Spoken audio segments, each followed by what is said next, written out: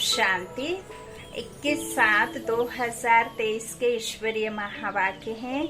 आज के साकार मुरली के सार में मीठे बाबा ने कहा, मीठे बच्चे, सारी सृष्टि का पालन करता एक बाप है। वह कभी किसी की पालना नहीं लेते, सदा निराकार है। यह बात सिद्ध कर सबको समझाओ। बाबा कहते, मैं तो सदा निराकार हूँ। मेरा तो शरीर है नहीं, मैं तो ये शरीर उधार लेता हूँ और मैं जन्म मरण से भी न्यारा हूँ और सर्वस्व सर्वशक्तिमान है ना। ज्ञान सूर्य कहते ना, तो सर्वशक्तिमान मैं खुद डायरेक्टर क्रिएटर हूँ। तो मैं डायरेक्टर क्रिएटर होने के नाते मैं तो खुद ही दाता हूँ।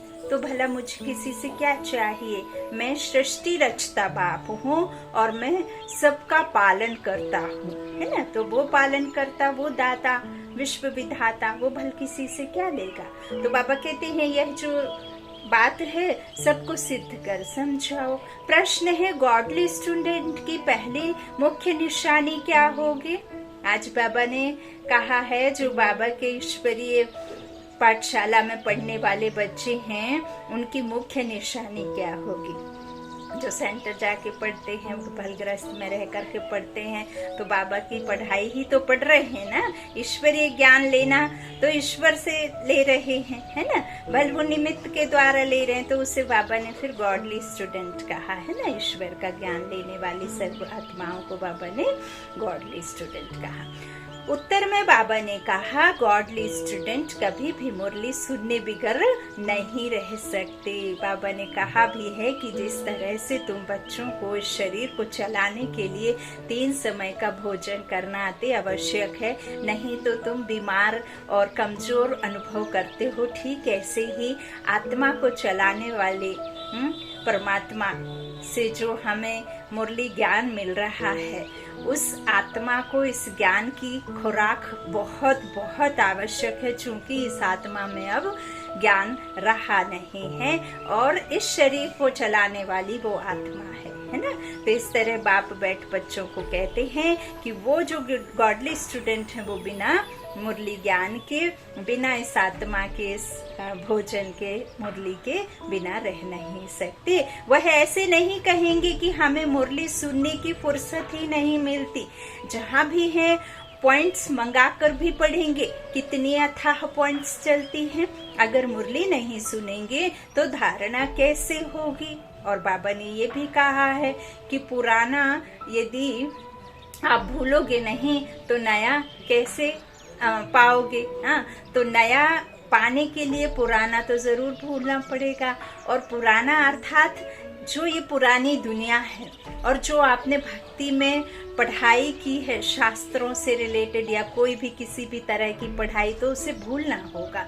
भक्ति में हमने जो जो किया वो सब भूलना होगा। तब हमें फिर ये परमात्मा का नया ज्ञान सुनकर समझकर उसे फिर धारण करने में जो होगा सहज होगा। अदरवाइज नहीं होगा, हम मूंझ जाएंगे, क्योंकि हम वो ज्ञान को रखेंगे तो इस ज्ञान को जल्दी से समझ नहीं पाएंगे। इसीलिए बाबा कहते खाली होकर रखे आओ, है ना, वो सब भूल करके आओ।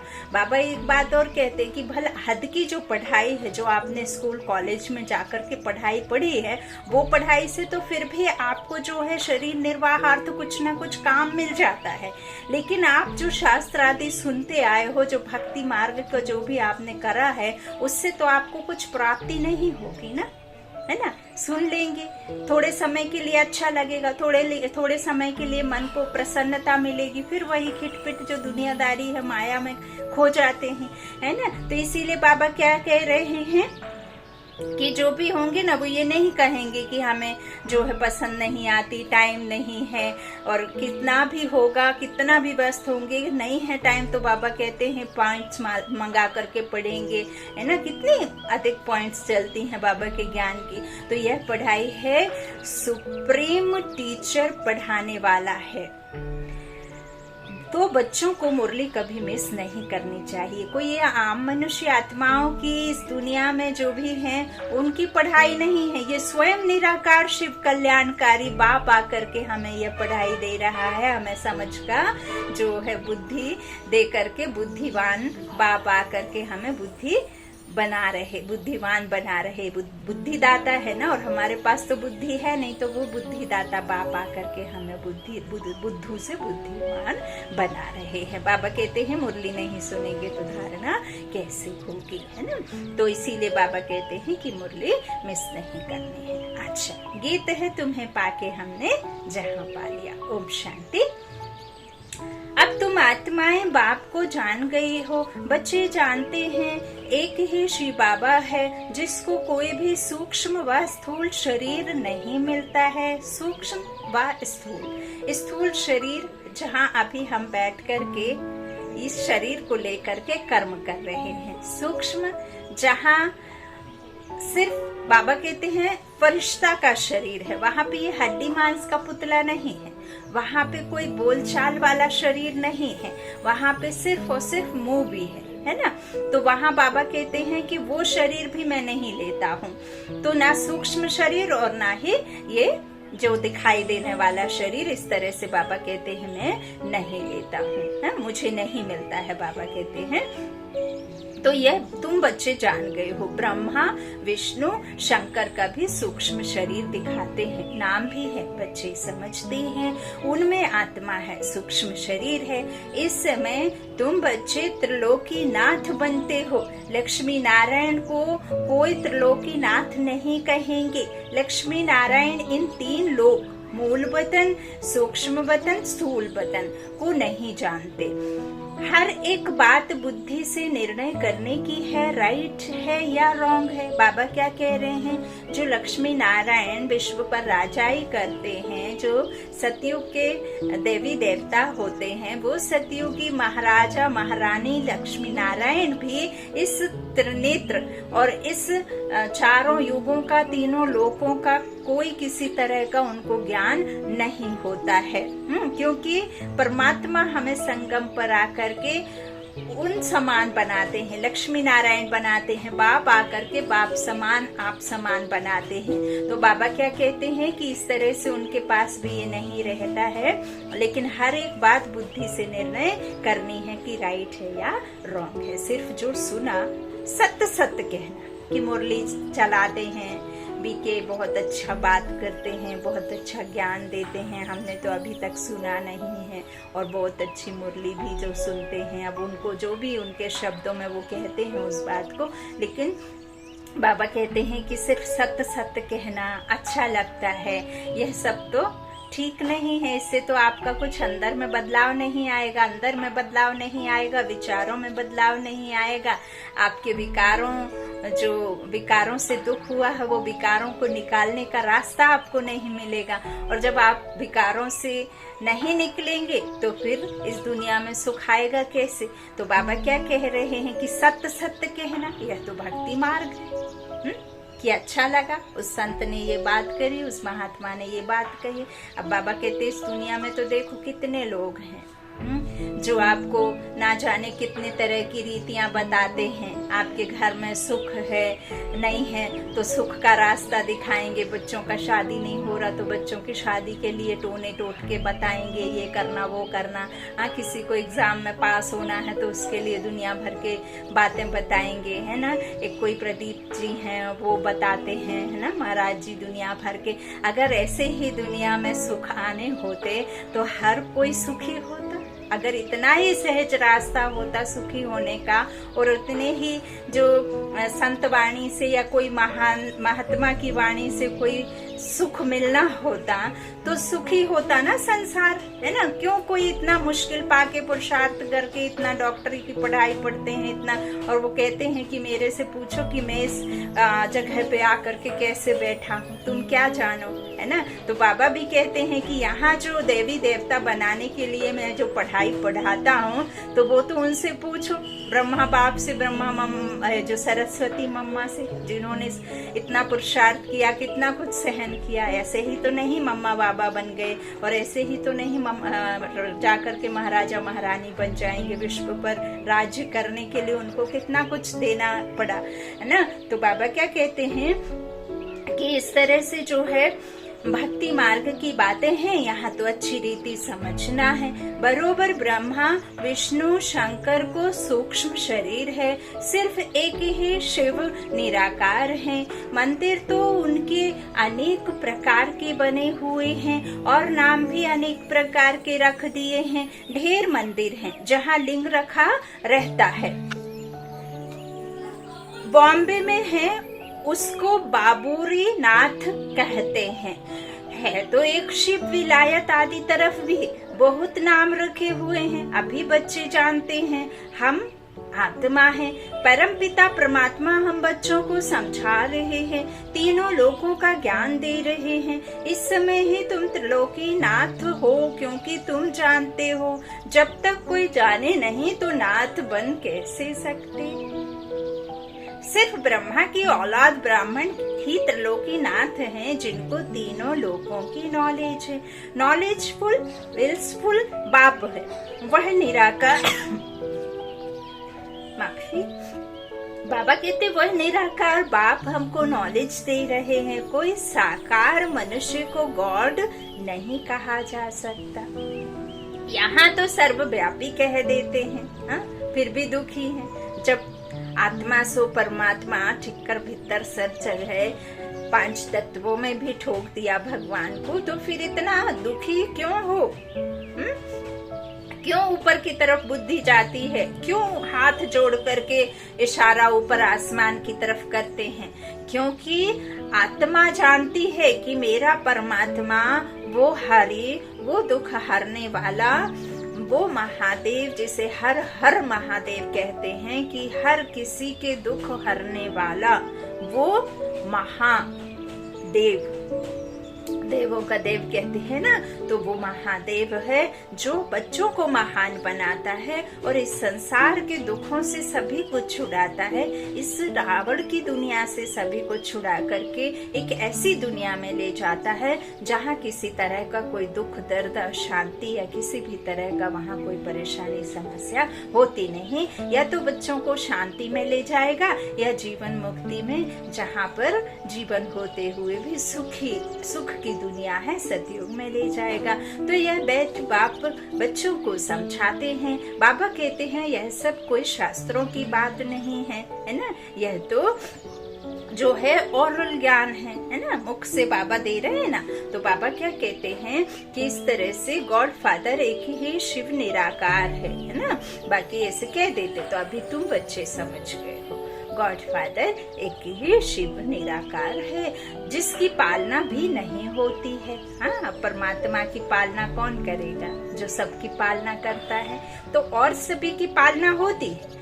आत्मा छोटे शरीर में आती है, गर्भ में तो अपना अंगूठा चूसती है। शिव बाबा को अंगूठा नहीं जो चूसना पड़े। शिव बाबा कहते हैं मैं तो गर्भ में ही नहीं जाता हूँ और सब तो गर्भ में जाते हैं, फिर उसकी पालना भी होती है ना। भला देवी देवता हो या चाहे कोई भी हो, अब इस संसार में तो मनुष्य आते ही है कोख में, है ना। तो बाबा कहते हैं बाकी सबकी पालना होती है, लेकिन मेरा कोई अंगूठा नहीं है जो मैं गर्भ में आकर के अंगूठा चूसू। मैं तो अवतरण लेता हूँ, है ना। और अवतरण लेने के लिए कोई गर्भ में आने की आवश्यकता नहीं है ना। जैसे कोई विकारी, जैसे कोई प्रेतात्मा आती है शरीर में, ऐसे ही मैं प्योर एवर प्योर, मैं जिसका शरीर नहीं हूँ, मैं खुद भगवान हूँ निराकार शिव। मैं इस पतित तन में, इस बूढ़े तन में आता हूँ। बाबा आए रोज यह मुरली में लिखते हैं। बाबा क्या कहते हैं कि मेरी कोई पालना नहीं कर सकता, क्योंकि मैं तो, मेरी पालना होती नहीं, मैं तो किसी के गर्भ में आता नहीं। बाबा क्या कहते हैं, माँ जैसे खाना आदि खाती है, कोई खट्टी चीज खाती है तो उसका असर बच्चे पर पड़ता है। जब गर्भ में माँ बच्चे को पालती है तो फिर वो ऐसे कोई भी काम नहीं करती, क्योंकि कहते हैं कि गर्भ में बच्चा है, जो तुम खाओगे वो उसके पास में उसको जाएगा तो उसको नुकसान करेगा। इवन जब तक माँ का आंचल से बच्चा लगा रहता है तब तक भी माँ को कोई भी ऐसी चीज, ऐसी वस्तु नहीं दी जाती जिससे बच्चे को नुकसान हो। तो बाबा देखो लिख रहे, कई फिर समझते हाँ भगवान ऐसी बातें लिखते, अरे वो पालनहार, वो सृष्टि रचता, वो सर्वस्व, वो जो है हम सबका बापों का बाप, माता पिता, बंधु सखा, तो भला वो नहीं कहेगा, वो नहीं समझाएगा तो वो और फिर कौन समझाएगा। हाँ, तो बाबा क्या कहते हैं कि जिस तरह छोटे बच्चे को माँ जब पालती है तो कहते हैं ना कि उसको यह सब मत दो माँ को, नहीं तो बच्चे को नुकसान होता है। श्री बाबा पूछते हैं हमारी तुम पालना कैसे करेंगे? हमको तो कहते ही हैं सारी सृष्टि का पालन करता, तो मेरे ऊपर कोई है नहीं। इन बातों को अच्छी रीति समझना चाहिए, विचार सागर मंथन कर पॉइंट्स निकालनी चाहिए। बरोबर श्री बाबा है, उनको माशुक भी कहा जाता है क्योंकि हर एक आत्मा उस माशुक को, उस परमात्मा को जरूर याद कर रही होती है। अभी अंतिम समय में है ना, कलयुग के अंत में, तो सभी मनुष्य मात्र आशिक हैं उस माशुक के। तुम सब सजनिया हो, वह साजन ठहरा, साजन है निराकार, कोई साकार व आकार को साजन नहीं कहा जा सकता। सभी का माशुक एक ही निराकार बाबा है। निराकार आत्माएं अपने माशुक को याद करती हैं। याद क्यों करती हैं? जरूर कुछ ना कुछ तकलीफ है। हाँ, ऐसे ही तो भगवान के पास नहीं पहुंच जाते सहज में टाइम पास करने के लिए। हाँ, छोटा बच्चा होता है वो जरूर शौक से जाता है कि माता पिता गए हैं, हमारे से बड़े जाकर के प्रणाम नतमस्तक हो रहे, टीका लगाएं, तो जो वो देखेंगे करेंगे तो वो बच्चा भी करेगा। लेकिन उसे ये नहीं पता होता कि ये सब क्यों कर रहे हैं, है ना।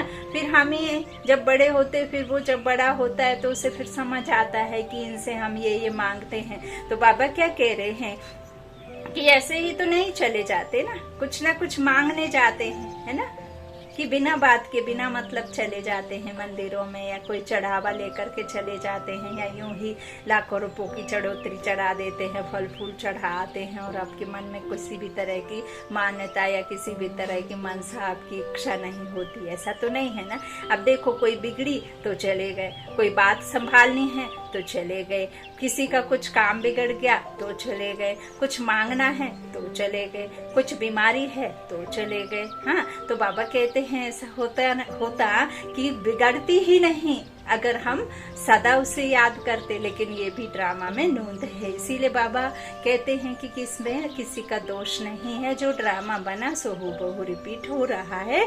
बाबा क्या कहते हैं कि मैं ही हूँ सबका निराकार साजन, हाँ, माशुक, एक निराकार बाबा। निराकार आत्माएं अपने माशुक को याद करती हैं, तो याद क्यों करती हैं? हाँ, जरूर कुछ ना कुछ बाबा कहते तकलीफ है। सभी भक्त भगवान को याद करते हैं, यह आशिक माशुक निराकारी हैं। आत्मा भी निराकारी और जिसे याद करते हैं परमात्मा भी निराकारी। तो बाबा क्या कहते हैं, आशिक भी और माशुक भी दोनों निराकारी हैं। तो वह जो साकारी आशिक माशुक होते हैं उन्हों की भी महिमा है, और वह बहुत थोड़े होते हैं, एक दूसरे के शरीर पर फिदा होते हैं, है ना। अब बाबा को शरीर नहीं और आत्मा को भी नहीं है, लेकिन वही है सब कुछ। बाबा कहते यहाँ पे फिर शरीर पर फिदा होते हैं। बाबा क्या कहते हैं, उनका कोई विकार के लिए प्यार नहीं होता है, आत्मा और परमात्मा का। हाँ, सिर्फ एक दो को देखते रहते हैं। बाबा क्या कह रहे हैं, रिपीट करूंगी। बाबा कहते हैं यह आशिक और माशुक निराकारी हैं, आत्मा और परमात्मा, और वह जो साकारी, जो शरीर रूपी आशिक माशुक होते हैं, उन्हों की भी महिमा है और बहुत थोड़े होते हैं, एक दूसरे के शरीर पर फिदा होते हैं। उनको कोई विकार के लिए प्यार नहीं होता है, सिर्फ एक दो को देखते रहते हैं। कई ऐसे भी होते हैं, है ना, लेकिन अब तो देखो सिर्फ विकार में है, अट्रैक्शन हो गया है। अब वो चीजें, वो बातें नहीं रह गई हैं जो आपको केयरिंग नेचर हो, इमोशंस हो। हाँ, कोई भी नहीं। अब तो इमोशन से भी खेल लेते हैं और केयर तो तेल लेने जाए कुछ भी नहीं है ना। तो अब तो सिर्फ अट्रैक्शन हो गया है। बाबा कहते हैं लेकिन वो जो होते हैं ना, तो ऐसा नहीं है, लेकिन फिर वो क्या करते हैं, एक दूसरे को देखने के लिए इस तरह से फिर फिदा होते। तो देखने बगैर सुख नहीं आएगा। कहते हैं ना, जिससे जो प्यार करता है एक झलक मिल जाए तो मेरा दिन बन जाए। ऐसे सुना आपने? हाँ, आपके जीवन में भी हुआ होगा कभी ना कभी। हाँ, जैसे आपने इस तरह से एक उम्र में लव किया होगा। हाँ, तो ऐसा कि वो दिख जाए तो मेरा काम बन जाए। तो बाबा कहते हैं इस तरह से देखने बगैर सुख नहीं आएगा। शरीर को याद करते हैं।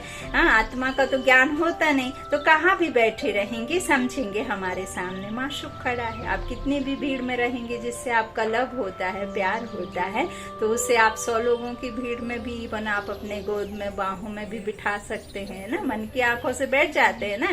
तो कितने बार कितना एग्जाम्पल भी है कि आप बाहर में बैठे हैं या अंदर ही है, बल आपके सामने से कोई गुजरता है, कोई दूसरा आता है, बोलेंगे कि बहन आपने उसे देखा, तो आप कहेंगे नहीं, तो वो बोलेंगे बल मैं अंदर थी लेकिन मैंने उनकी आवाज सुनी, बरोबर हुई था। आप बोलेंगे नहीं मैं तो यहीं बैठी थी, लेकिन उस समय आप बैठे थे, लेकिन आप कहीं और खोए थे। जो मन था आपका, वो मन रूपी आंखें आपकी वहां नहीं थी जहां आपका शरीर था, है ना। तो बाबा क्या कहते हैं, इस तरह से फिर क्या होते हैं कि समझेंगे कि माशूक सामने खड़ा है। उनको साक्षात्कार होता है क्योंकि वह पवित्रता का प्रेम है। देखो बाबा लिखते हैं, तो शरीर की भी शोभा होती है ना, विकार के लिए नहीं। एक दो को देख खुश होते हैं खाते हुए, उनकी याद आई बस खाना भूल जाएगा। उनको ही देखते रहेंगे, वह भी थोड़े होते हैं, ऐसे बहुत थोड़े होते हैं बाबा कह रहे। तो यहाँ तो अभी के सभी आशिक हैं उस माशूक शिव बाबा के, परंतु कितने थोड़े सच्चे आशिक बनते हैं जो पास विद ऑनर्स होते हैं। 8 दानों की कितनी महिमा है, 8 मणकों की माला है कि नहीं। तो बाबा कहते हैं इस तरह से जो अष्टधातु की अंगूठियां पहनते ना, तो यहाँ देखो बाबा प्रैक्टिकल में उसका नॉलेज दे रहे। तो 8 दानों की कितनी महिमा है। तो आज जब भक्तों को भगवान मिला है तो उनको कितना याद करना चाहिए। अब बाबा ने कहा ना 8 डिनाइस्टी चलेंगी सतयुग में, है ना। तो ये 8 दाने बनना है कि नहीं बनना है। तो बाबा कहते जो जब भक्तों को भगवान मिला है तो उनको कितना याद करना चाहिए। बाप कहते हैं बच्चे निरंतर मुझे याद करो, क्योंकि मेरे से तुमको बहुत सुख मिलता है। वह तो करके अल्पकाल का सुख मिल जाता है, आपस में बहुत लव रहता है। यह फिर है बेहद के बाप से बेहद का लव, बेहद का प्यार एक में रहता है। बच्चे जानते हैं उनका कोई शारीरिक नाम नहीं है। विष्णु के 2 रूप लक्ष्मी नारायण की जरूर डिनाइस्टी होगी। सतयुग आदि में लक्ष्मी नारायण का राज्य होगा तो जरूर प्रजा भी होगी। एक लक्ष्मी नारायण से तो राज्य नहीं चलेगा। तो बुद्धि भी कहती है सतयुग आदि में इतने होंगे, फिर बुद्धि क्या होगी। बाबा कहते बुद्धि में ये बातें होती हैं कि सतयुग में इतने होंगे, फिर वृद्धि होती जाएगी। सतयुग आदि में लक्ष्मी नारायण का राज्य था। बरोबर जमुना के कंठे पर राधे कृष्ण की राजधानी थी। गंगा जमुना आदि यह तो बहुत नदियां हैं। बाबा कहते हैं तो पहाड़ों से निकला हुआ पानी है, और लोग फिर उसे क्या कहते हैं, गंगा जल है, और उससे फिर कहते हैं कि मेरे पाप धुल जाएंगे। अब पाप आत्मा तो बाबा कहते हैं आत्मा करती है, शरीर तो पाप करता नहीं, शरीर तो जल बुझ जाता है। आत्मा करती तो फिर ऐसा कह देते हैं कि ये सब जो है गंगा यमुना। तो बाबा कहते ये तो नदियां हैं, है ना, पहाड़ों से निकला पानी। तो नदी किनारे रहते थे। यह जो दिखाते हैं सागर में द्वारिका डूबी आदि, ऐसी कोई बात नहीं है। कोई भी चीज यदि समुद्र में डूब जाएगी तो वो हूबहू निकल आएगी कल्प बाद क्या। हाँ, ऐसा है संभव। हाँ, बाबा क्या कहते हैं इस तरह से कोई बात नहीं ना। कोई सागर के किनारे देवताओं के गांव होते हैं। देखो आज बाबा ने ये भी क्लियर कर दिया कि कोई सागर के किनारे देवताओं के जो है गांव होते नहीं हैं। अब सागर ज्ञान सागर आया है, ब्रह्मपुत्र नदी को अपना बनाया है, और उस ब्रह्मपुत्र नदी के द्वारा और नदियां निकली हैं। अब आप समझ सकते हैं कि किस तरह की नदियों की बात बाबा ज्ञान नदियां और ज्ञान सागर कहाँ आता है, कैसे ब्राह्मणों को रचता है, फिर कैसे वो ब्राह्मण उस ज्ञान सागर के ज्ञान से फिर जा करके देवता बनते हैं। तो ये सब बात बैठ बाप समझाते हैं। बाबा कहते हैं कि इस तरह से कोई देवताओं के गांव सागर किनारे नहीं होते, यह बम्बई थोड़े ही होगी, अभी यह तुम्हारी बुद्धि में है। Most beloved God father Christ को गॉड फादर नहीं कहेंगे, जानते हैं क्राइस्ट मैसेंजर है, परम पिता परमात्मा ने उनको भेजा है, आते हैं निराकारी दुनिया से, उनको गॉड फादर नहीं समझते, प्रीसेप्टर समझते हैं। हिंदुओं को पता नहीं है हिंदू धर्म कब और किसने स्थापन किया। हिंदू धर्म तो है नहीं, आदि सनातन देवी देवता धर्म है, आदमशुमारी जनगणना में अगर हमसे पूछते हैं तो हम कहेंगे हम तो ब्राह्मण हैं। इस समय हम कोई हिंदू थोड़े ही हैं, इस समय हम हैं ही ब्रह्मा मुख वंशावली ब्राह्मण। परंतु तुम भल ब्राह्मण धर्म बताएंगे, वो फिर भी हिंदू में डाल देंगे। वहाँ स्वर्ग में तो आदमशुमारी होती ही नहीं, क्योंकि है ही एक देवी देवता धर्म। अब हम विदेश में रहते तो विदेश में जब आपको कोई भी ऐसे कार्य करते हैं, या कोई मान लीजिए हॉस्पिटल में ही आपको जाना है या किसी कारणवश आपको एडमिट होना है, तो आपकी उसमें नेशनैलिटी पूछी जाती है, और तो नेशनैलिटी में यही कि हम इंडियंस हैं, है ना। तो हम भारत देश के हैं, तो उसमें लिखा जाता है कि इंडियंस हैं। कोई क्लोज हुआ तो पूछेंगे आपका कास्ट क्या है, आप प्रॉपर किस प्लेस से हैं, कहाँ से हैं, ऐसे लिखेंगे। लेकिन अभी हर किसी के साथ नहीं। तो बाबा क्या कहते, भला आप कहेंगे कि हम ब्राह्मण हैं, ब्रह्मा मुख वंशावली, पर फिर भी वो क्या लिखेंगे, हिंदू, है ना। तो बाबा क्या कहते हैं, इस तरह से वहाँ जो स्वर्ग में तो आदमशुमारी होती ही नहीं है, कि एक ही देवी देवता धर्म है। तो वहाँ कोई हिंदू मुस्लिम सिख ईसाई, आप ये हैं, आप वो हैं, आप ब्राह्मण हैं, आप शूद्र हैं, आप ये हैं, ऐसे सब कोई वहाँ करता नहीं। बाबा कहते वहाँ होते ही देवी देवता हैं, तो वहाँ इस सब पूछने की आदमशुमारी की कोई आवश्यकता नहीं पड़ती है। बाबा कहते वहाँ होते ही देवी देवता धर्म वाले हैं, और कोई धर्म वाले होते नहीं। तो बाबा क्या कह रहे हैं, तो पूछने की दरकार ही नहीं। जब आप अच्छे हैं तो आपसे कोई पूछेगा, जब पूरी दुनिया ही सुखी है तो कोई भला क्यों पूछेगा आप सुखी हो या दुखी हो। हाँ, तो ये सब करने को पूछने की दरकार नहीं। यहाँ बहुत धर्म है, इसलिए पूछते हैं। यह सब बातें बाप बैठ समझाते हैं। बाबा कहते हैं तो बुद्धि से बाप को याद करना है, वह है ही निराकार, और उनका एक ही नाम है। ब्रह्मा विष्णु शंकर के भी आकारी चित्र देखने में आते हैं। शिव का कहाँ है, समझते भी है कि यह भगवान है। हम अपने को भगवान कहला नहीं सकते। आत्माएं तो पुनर्जन्म लेती हैं, ऐसे नहीं, बाप भी पुनर्जन्म लेते हैं। अभी तुम तीनों लोकों को जानते हो, इसलिए तुम्हारा त्रिलोकीनाथ नाम है, जानने वाले ही नाथ हुए। तुमको अब त्रिलोकी का ज्ञान है, तुम ब्राह्मण ही जानते हो, और कोई भी जान ना सके। सतयुग में यह ज्ञान ही नहीं रहता, यह सिर्फ तुमको मिलता है, इसलिए तुम्हारा नाम बाला है। देलवाड़ा मंदिर में शिव आदि देवी और तुम बच्चे हो, क्योंकि तुम अभी सर्विस करते हो। बाप आते हैं पतितों को पावन बनाने, तो तुम बच्चों की मदद लेते हैं। बाप कहते हैं जो जो मेरे मददगार बनते हैं उन्हों को मैं जानता हूँ। यह तो कोई भी समझ सकते हैं, जिसकी एवज फिर तुमको स्वर्ग का मालिक बनाते हैं। जिसके बदले बाबा क्या कहते हैं कि मैं तुम्हें स्वर्ग का मालिक बनाता हूँ। स्टूडेंट सब एक जैसे तो नहीं होंगे ना। हाँ, कोई अधिक पढ़ाई करने वाला होगा, कोई कम पढ़ने वाला होगा, कोई गधा होगा, कोई किसी तरह का, कोई किसी तरह का, कोई किसी एक सब्जेक्ट में होगा, किसी को फिर दूसरे में नहीं आता होगा, कोई फिर परफेक्ट भी होते हैं। तो बाबा कहते इस तरह से सभी एक जैसे तो नहीं होंगे। शिव बाबा की दुकान है मनुष्य को देवता बनाने की, फिर उसमें भी नंबरवार है। महारथियों का सेंटर जरूर अच्छा चलता होगा, समझेंगे अच्छे सेल्समैन हैं। शिव बाबा के सब दुकान है। तुम अविनाशी ज्ञान रत्नों का व्यापार करते हो। यह बाप कितना साधारण है, कितना फर्क है सच और झूठ का। सच बताने वाला तो एक ही बाप है, बाकी सब झूठ ही झूठ है। बड़े ते बड़ी झूठ जो श्रीमत देने वाले परम पिता परमात्मा को सर्वव्यापी कह देते हैं, भला उनसे आप और कितना झूठ जानेंगे।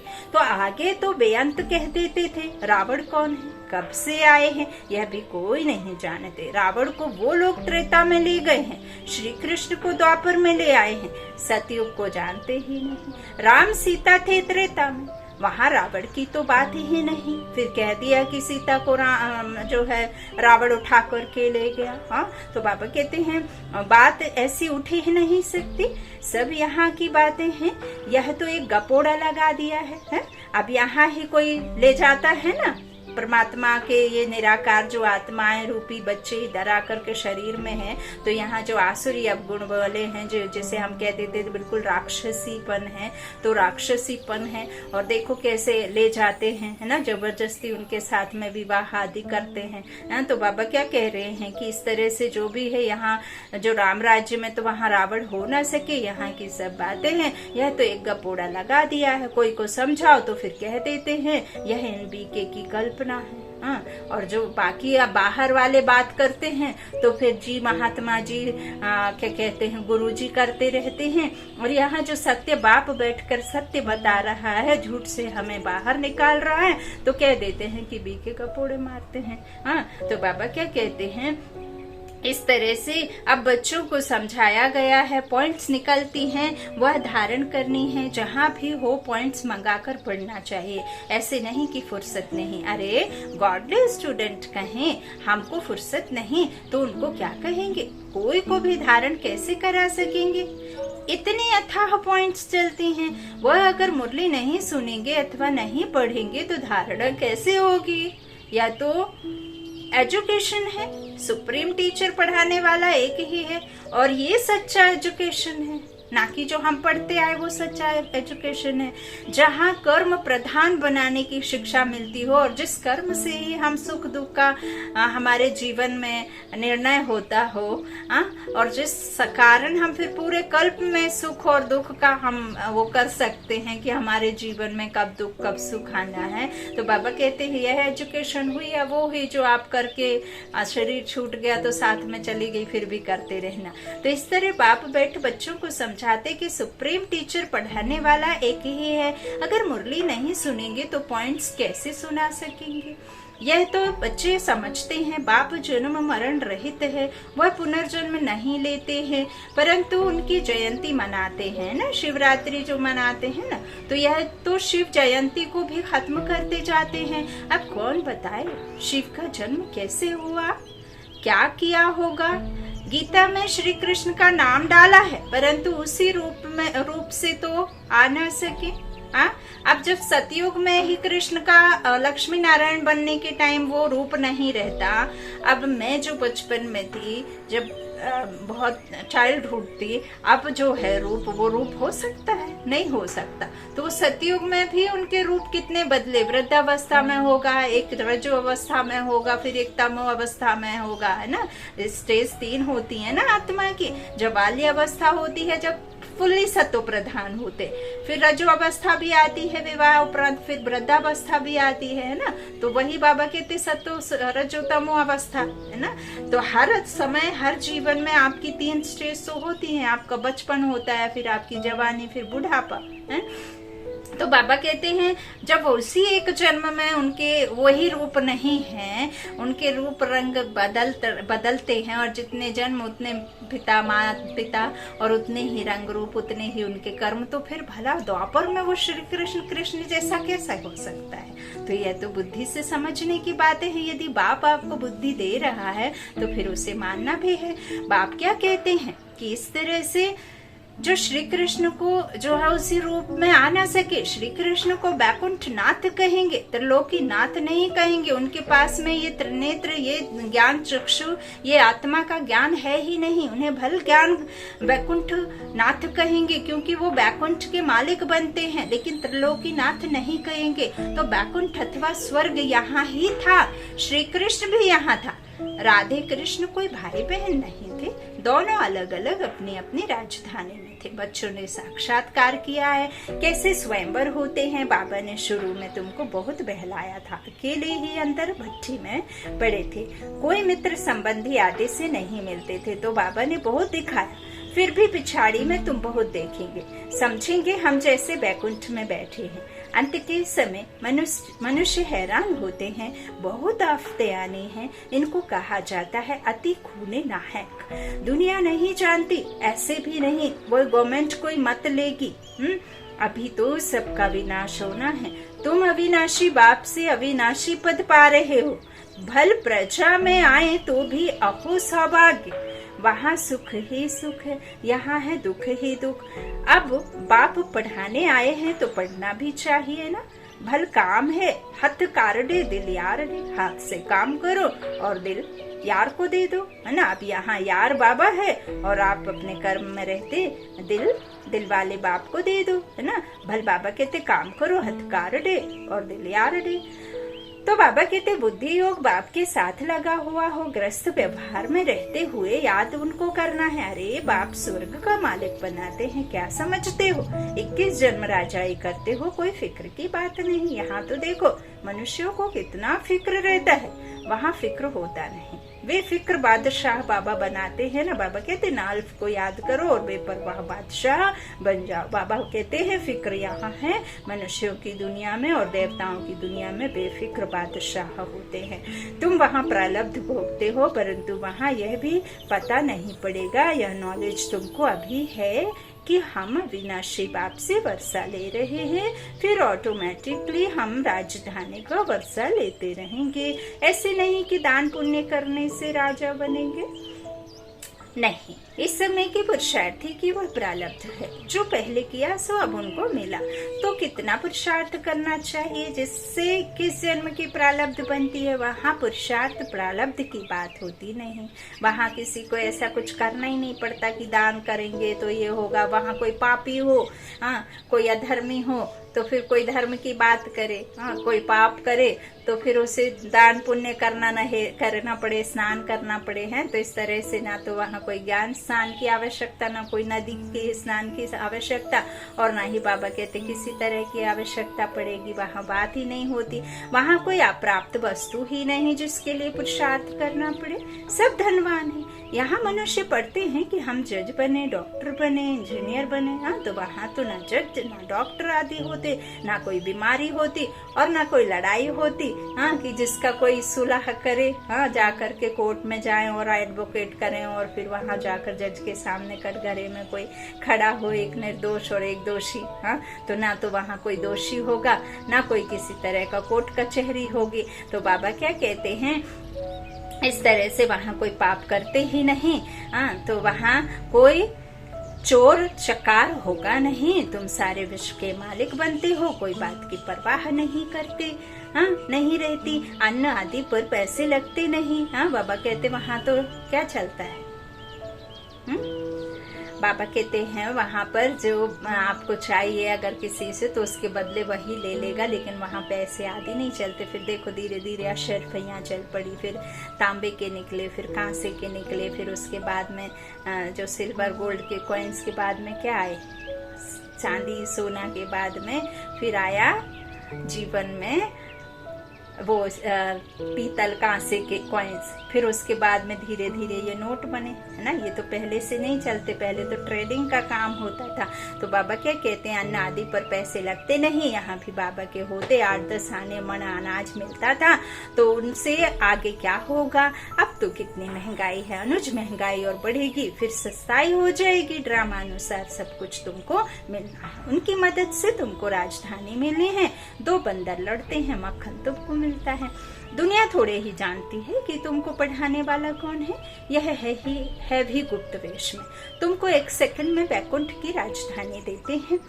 खुदा दोस्त की कहानी है ना, यह महिमा बाप की ही है। अच्छा, मीठे मीठे सिकिलादे बच्चों प्रति माता पिता बाप दादा का याद प्यार और गुड मॉर्निंग। रूहानी बाप के रूहानी बच्चों को नमस्ते। हम रूहानी बच्चों के रूहानी माता पिता बाप दादा को याद कर और गुड मॉर्निंग। धारणा के लिए मुख्य सार। पहला, बाबा ने कहा अच्छा होशियार सेल्समैन बन अविनाशी ज्ञान रत्नों का व्यापार करना है। अविनाशी प्रारब्ध बनाने के लिए अपना बुद्धि योग एक बाप से लगाना है। दूसरा, पास विद ऑनर होने के लिए सच्चा आशिक बनना है। निरंतर एक माशूक की याद में रहना है। वरदान है सर्वशक्ति मान के साथी बन, सर्व के प्रति शुभ भावना रखने वाले, चिंतन व चिंता मुक्त भाव। कई बच्चे चिंतन करते हैं कि फलाने की बीमारी ठीक हो जाए, बच्चा व पति ज्ञान में चल जाए, धंधा ठीक हो जाए। यह भावना तो अच्छी है, लेकिन आपकी यह चाहना पूर्ण तब होगी जब स्वयं हल्के हो बाप से शक्ति लेंगे। समझा? बहुत अच्छा बाबा ने आज का वरदान दिया है। इसके लिए बुद्धि रूपी बर्तन खाली चाहिए। खाली नहीं होगा तो ज्ञान से भरेंगे नहीं। तो सभी का कल्याण चाहते हो तो स्वयं शक्ति रूप बन, सर्वशक्तिमान के साथी बन, शुभ भावना रख, चलते चलो। आपके पास तो कुछ है नहीं जो आप दे पाओगे, आपकी चाहना से तो कुछ हो नहीं पाएगा। इसीलिए जो भरपूर है, जो आपको देने वाला है, जो सर्वशक्तिमान है, जब आप उससे लेंगे तब तो आप किसी को देंगे, है ना। तो बाबा कहते हैं सर्वशक्तिमान के साथ ही बन, शुभ भावना रख, चलते चलो, चिंतन व चिंता मुक्त बनो, बंधन में नहीं फंसो। स्लोगन है जो प्रश्नों से पार रहते हैं वही सदा प्रश्न चित्त रहते हैं, प्रसन्न चित्त रहते हैं। सॉरी, जो प्रश्नों से पार रहते हैं वही सदा प्रसन्न चित्त रहते हैं। प्रश्न का जो मार्ग है वो तिरछा है, वो कभी सीधा नहीं होगा, लेकिन आप यदि बिंदु बनेंगे, डॉट बनेंगे, तो आपके सराउंडिंग सब कुछ प्रसन्नता पूर्वक रहेगा। संतुष्ट रहना, और संतुष्टता के लिए आप बाहर से कुछ ढूंढते रहना तो आप कभी संतुष्ट नहीं हो पाएंगे। अच्छा, ओम शांति।